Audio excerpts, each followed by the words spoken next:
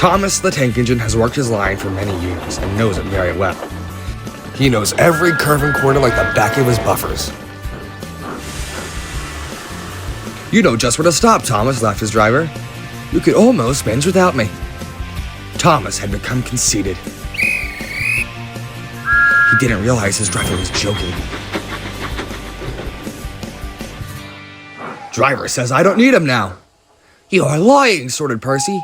Nope, Thomas smirked pompously. He said it to me earlier today. I know the line very well. I'd never go without my driver, said Toby earnestly.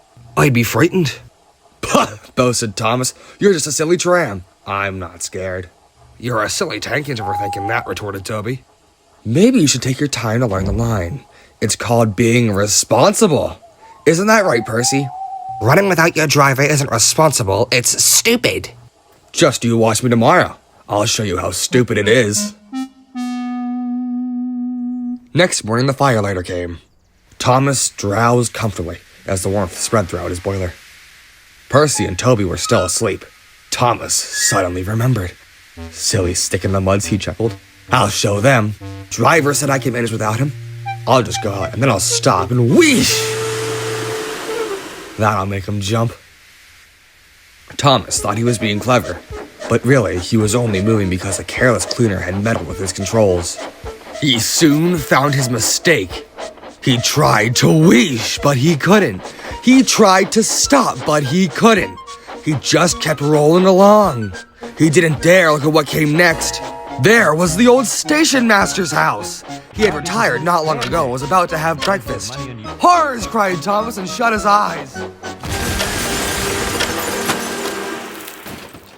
The house rocked. Broken glass tinkled. Plaster was everywhere. Thomas had collected a bush on his travels. He peered into the room through its leaves. He couldn't speak. The station master was furious. He picked up his plate. You miserable engine, he said, just look what you've done to my breakfast. Now I'll have to make some more. And he banged the door. More plaster fell, this time on Thomas.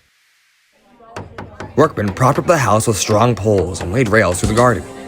Meanwhile, Donald and Douglas arrived. Go not fasten yourself, Thomas, they said. We'll soon have you back on the rails. Puffing hard, Donald and Douglas managed to haul Thomas back to safety.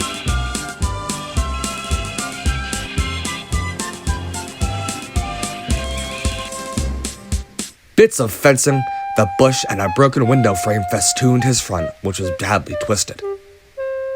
Thomas was in disgrace. There was worse to come. You are a very naughty engine. I know, sir.